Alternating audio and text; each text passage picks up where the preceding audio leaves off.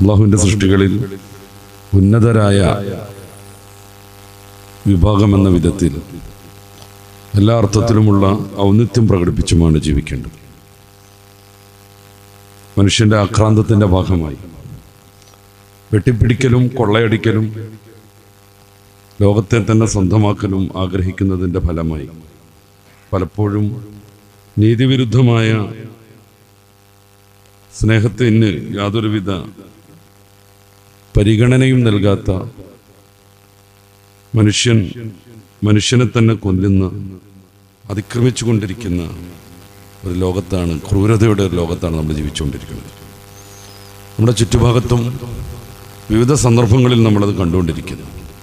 ലോകാടിസ്ഥാനത്തിൽ ആയുധബലത്തിൻ്റെയും സാമ്പത്തിക ബലത്തിൻ്റെയും പിന്നിൽ അഹങ്കാരം മൂത്ത് ലോകത്തെ തന്നെ കീഴടക്കാൻ വേണ്ടി നീതിയോ ധർമ്മമോ ന്യായമോ പരിഗണിക്കാതെ മനുഷ്യവംശത്തെ തന്നെ നശിപ്പിക്കും വിധത്തിലുള്ള മാരകമായ ആയുധങ്ങൾ ഉപയോഗപ്പെടുത്തി യുദ്ധങ്ങൾ നടന്നുകൊണ്ടിരിക്കുന്നു. സാങ്കേതികമായി ഇതിന് യുദ്ധം എന്ന് പറയാൻ പറ്റുമെന്ന് പോലും എനിക്കറിയില്ല. കാരണം രണ്ടു പക്ഷത്തു നിന്നുള്ള തീരുമാനങ്ങളോടുകൂടെ നടത്തുന്നതാണ് യുദ്ധം. ഇത് കേവലം ഒരു സമൂഹത്തെ അവരുടെ നിസ്സഹായാവസ്ഥ ചൂഷണം ചെയ്ത് ഇല്ലാതെയാക്കുന്ന വൃത്തികെട്ട ആയുധ കച്ചവടത്തിൻ്റെ പേരാണ് പുതിയ കാലത്ത് യുദ്ധം. നമ്മൾ കണ്ടുകൊണ്ടിരിക്കുന്നുണ്ട്. ലോകം അതിൻ്റെ ഭീഷണി അനുഭവിച്ചു കൊണ്ടിരിക്കുന്നു. ഇനി ആ ഒരു തലത്തിലേക്ക് അവരെത്തിച്ചേരാനും ഇരിക്കുന്നു.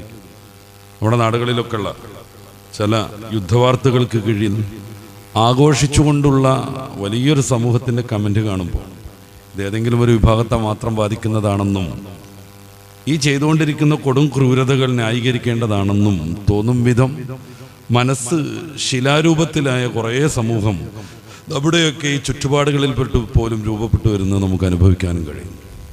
ഒരു യുദ്ധത്തിൻ്റെ കെടുതികൾ ഏതെങ്കിലും ഒരു രാജ്യത്തിലോ ആ യുദ്ധം നടക്കുന്ന പ്രദേശങ്ങളിലോ പരിമിതമേ അല്ല.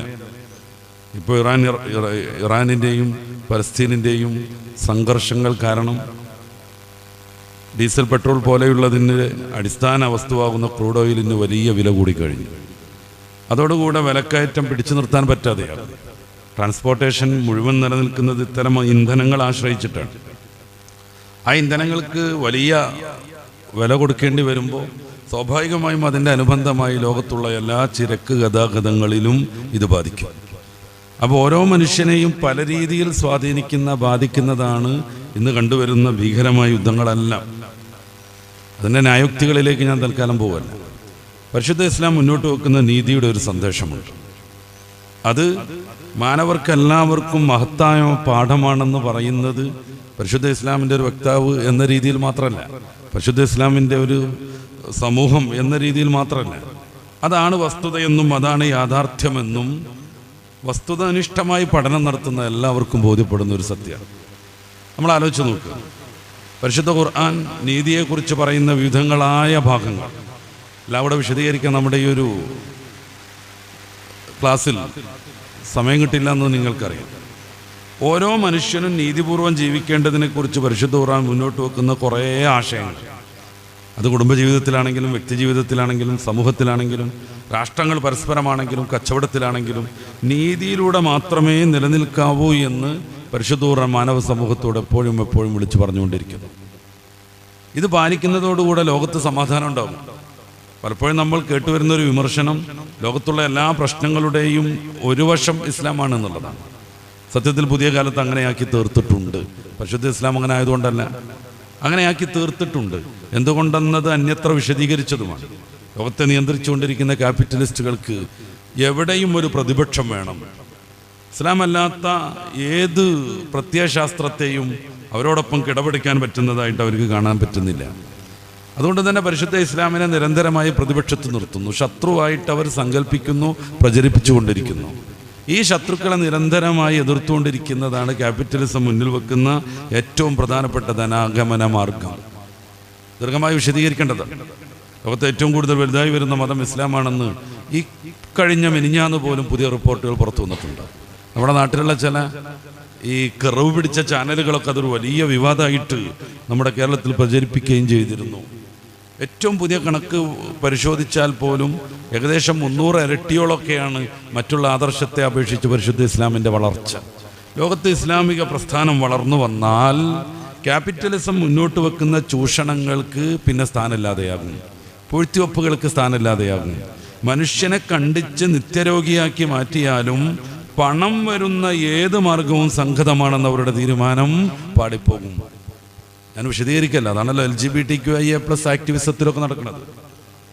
മനുഷ്യനെ പല വിധത്തിലുള്ള സർജറികൾക്ക് വിധേയരാക്കി നിത്യരോഗികളാക്കി മാറ്റുന്നു. ജീവിതകാലം മുഴുവൻ പിന്നെ ഹോർമോൺ ട്രീറ്റ്മെൻറ്റും അനുബന്ധ ചികിത്സകളും നടത്തേണ്ടി വരുന്നു. ആരോഗ്യത്തോടു കൂടി ജീവിക്കുന്ന ആണുങ്ങൾ പെണ്ണുങ്ങളായി മാറാൻ വേണ്ടിയിട്ട് ലക്ഷങ്ങൾ ചെലവഴിച്ചുകൊണ്ടിരിക്കുന്നു. 5-6 വർഷം നീണ്ടു നിൽക്കുന്ന വിവിധങ്ങളായ ചികിത്സകൾക്കൊടുവിൽ ഏകദേശം ഒരു സ്ത്രീയുടെ കോലത്തിലേക്ക് അവർ മാറുന്നു, അല്ലെങ്കിൽ എതിർ ജെൻഡറിൻ്റെ കോലത്തിലേക്ക് അവർ മാറുന്നു. ഇതിനിടയ്ക്ക് ഞാൻ നേരത്തെ സൂചിപ്പിച്ചതുപോലെ ലക്ഷങ്ങൾ ചെലവ് വരുന്നുണ്ട്, കഠിനമായ വേദന സഹിക്കേണ്ടി വരുന്നുണ്ട്, ഔഷധങ്ങൾ ഉപയോഗപ്പെടുത്തേണ്ടി വരുന്നുണ്ട്. നീതിയുടെ മതമാകുന്ന പരിശുദ്ധ ഇസ്ലാം ജാതി തോന്നിയാസങ്ങളെ സപ്പോർട്ട് ചെയ്യൂല. മനുഷ്യൻ മനുഷ്യനായി ജീവിക്കണമെന്ന് മതം നിഷ്കർഷിക്കുന്നു. ആണുങ്ങളായും പെണ്ണുങ്ങളായുമാണ് മനുഷ്യരെ പടച്ചതെന്ന് പരിശുദ്ധ ഖുർആൻ ലോകത്തെ പഠിപ്പിച്ചുകൊണ്ടിരിക്കുന്നു. വേഷത്തിൽ പോലും ഒരു ചേഞ്ച് വരുത്താൻ പാടില്ലെന്ന്, ആൺ പെണ്ണിൻ്റെ വേഷമോ പെണ്ണ് ആണിൻ്റെ വേഷമോ സംസ്കാരങ്ങളോ പിന്തുടരാൻ പാടില്ലെന്ന് മതം നിഷ്കർഷിക്കുന്നു. ഇവിടെ ക്യാപിറ്റലിസ്റ്റുകളെ സംബന്ധിച്ചിടത്തോളം വലിയ ഒരു സാധ്യതയാണ് ഇല്ലാതെയാകുന്നത്. ലോകത്ത് ഇസ്ലാം വ്യാപിച്ചു വരികയും ഈ ഒരു നീതിയുടെ നിയമം നടപ്പിലാവുകയും ആണുങ്ങളൊക്കെ ആണുങ്ങളായും പെണ്ണുങ്ങൾ പെണ്ണുങ്ങളായി ജീവിക്കുകയും ചെയ്യുമ്പോൾ നേരത്തെ സൂചിപ്പിച്ചതുപോലെ 4-5 വർഷം നീണ്ടു നിൽക്കുന്ന വിവിധ സർജറികളുടെ പരമ്പര, മേജർ സർജറികളിൽ തന്നെ 12 എണ്ണം വേണ്ടി വരും എന്നാണ് പറയുന്നത്. അനുബന്ധമായ പ്ലാസ്റ്റിക് സർജറികൾ വേറെ വേണം, വലിയ മരുന്ന് ഉപയോഗിക്കണം, ഓപ്പറേഷൻ ഉപകരണങ്ങൾ ധാരാളമായി ഉപയോഗപ്പെടുത്തണം, ആശുപത്രിവാസം വേണം. ചെറുതും വലുതുമായ നിരവധിയായ ചെലവുകൾ ഈ ഒരു സംഭവത്തിന് മുന്നിൽ ധാരാളമുണ്ട്. നേരത്തെ സൂചിപ്പിച്ചതുപോലെ ധനാഗമനം മാത്രമാണ് ക്യാപിറ്റലിസ്റ്റുകളുടെ ലക്ഷ്യം. അത് കുറേ മനുഷ്യന്മാർ തകർന്നില്ലാതെയായാലും നിത്യരോഗികളായാലും അത് അവരെ സ്വാധീനിക്കുന്നേയില്ല. അതുകൊണ്ട് അതവർ പ്രോത്സാഹിപ്പിച്ചുകൊണ്ടേയിരിക്കും, പറഞ്ഞു കയറ്റിക്കൊണ്ടിരിക്കും, ചാനലുകളും സിനിമകളും ഉപയോഗപ്പെടുത്തിക്കൊണ്ടേയിരിക്കും. ഗേ ലെസ്ബിയൻ ബന്ധങ്ങൾ, അനുബന്ധമായുണ്ടാകുന്ന രോഗങ്ങൾ, രോഗത്തിൻ്റെ അനുബന്ധമായുണ്ടാകുന്ന ദീർഘകാല ചികിത്സകൾ, ചികിത്സ വഴി ലഭ്യമാകുന്ന നല്ല വരുമാനം, ഇതൊക്കെ മുന്നിൽ കണ്ട് ഒരിക്കലും മാനവികമല്ലാത്ത, മനുഷ്യനെന്ന രീതിയിൽ ചിന്തിച്ചാൽ നമുക്കൊരിക്കലും സംഗതമായി തോന്നാത്ത ഇത്തരം വൃത്തികേടുകൾക്ക് അവർ പ്രോത്സാഹനം നൽകിക്കൊണ്ടേയിരിക്കും. അതിന് വിരുദ്ധമായി നിലകൊള്ളുന്ന പരിശുദ്ധ ഇസ്ലാമിനെ കണ്ടിടത്ത് വെച്ച് ആക്രമിക്കാൻ അവർ വിവിധ സംവിധാനങ്ങൾ ഒരുമിച്ച് കൂട്ടിക്കൊണ്ടിരിക്കുന്നു. ഇതൊരു വിഷയത്തിൽ മാത്രമല്ല, ഇതിൻ്റെയൊക്കെ അടിസ്ഥാനപരമായ പ്രശ്നമാണ് ഞാൻ പറയുന്നത്. എന്തുകൊണ്ട് ഇസ്ലാം പ്രതിപക്ഷത്താകുന്നു? അങ്ങനെ ആയി കയറി ഞങ്ങൾ ആയിക്കോളാം എന്ന് പറഞ്ഞിട്ട് മാറി നിൽക്കുന്നതല്ല. നേരെ മറിച്ച് വിശുദ്ധ മതത്തെ തോൽപ്പിക്കാൻ വേണ്ടി സാങ്കേതികമായും അതേപ്രകാരം സാംസ്കാരികമായുമുള്ള അക്രമങ്ങൾ തുടങ്ങിയത് വ്യാപകമായ രീതിയിൽ വ്യവസ്ഥാപിതമായി നടന്നു തുടങ്ങിയത് ഇപ്പോൾ അടുത്തൊന്നുമല്ല. ഓറിയന്റലിസ്റ്റുകളും മോഡേണിസ്റ്റുകളും പഴറ്റി കുറേ കാലം കഠിനാധ്വാനം ചെയ്തൊരു സംഗതിയാണിത്. ഇസ്ലാമിനെ കുറിച്ച് പഠിക്കുക, എന്നിട്ട് മനുഷ്യർക്കിടയിൽ തെറ്റിദ്ധാരണകൾ ഉണ്ടാക്കാൻ ദുർവ്യാഖ്യാനിച്ചുകൊണ്ട് ഹബീബായ റസൂൽ സല്ലല്ലാഹു അലൈഹി വസല്ലം തങ്ങളെയും അള്ളാഹുവിനെയും ഒക്കെ മുസ്ലിങ്ങൾ വളരെയേറെ ആദരവോടുകൂടെ വിശ്വാസത്തോടുകൂടെ ഏറ്റവും അഭിമാനത്തോടുകൂടെ കൊണ്ടു നടക്കുമ്പോൾ അതില്ലാതാക്കാൻ വേണ്ടി പച്ചത്തെറികളടക്കം പ്രചരിപ്പിച്ചുകൊണ്ടിരിക്കുകയാണ്. ഈ പുതിയ കാലത്ത് തുടങ്ങിയതൊന്നുമല്ലത്. ഓറിയന്റലിസ്റ്റുകളും മോഡേണിസ്റ്റുകളും പണ്ട് ചെയ്തതാണ്. ഷിയാക്കളും മുഅ്തസിലികളും അതിൻ്റെ മുന്നേ ചെയ്തതാണ്.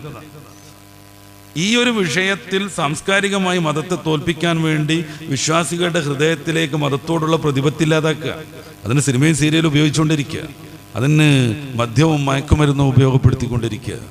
വിശ്വാസികളെ പ്രത്യേകമായി ടാർഗറ്റ് ചെയ്തുകൊണ്ട് ഇത്തരം കാര്യങ്ങൾ പ്രചരിപ്പിക്കുന്നതോടുകൂടെ സാംസ്കാരികമായി മനുഷ്യർ മറ്റൊന്നായിത്തീരുന്നു.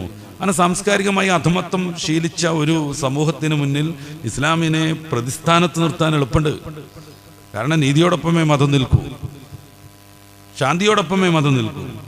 ഇതില്ലാതാക്കാൻ വളരെ എളുപ്പമാണ്. സാംസ്കാരികമായി അധപ്പതനം നടത്തിയാൽ, ഇസ്ലാമിനോടുള്ള താല്പര്യവും ഇഷ്ടവും ഇല്ലാതാക്കിയാൽ, അതിനു വേണ്ടിയുള്ള വ്യാപകമായ പ്രവർത്തനങ്ങൾ ലോകത്ത് നടന്നുകൊണ്ടിരിക്കണം.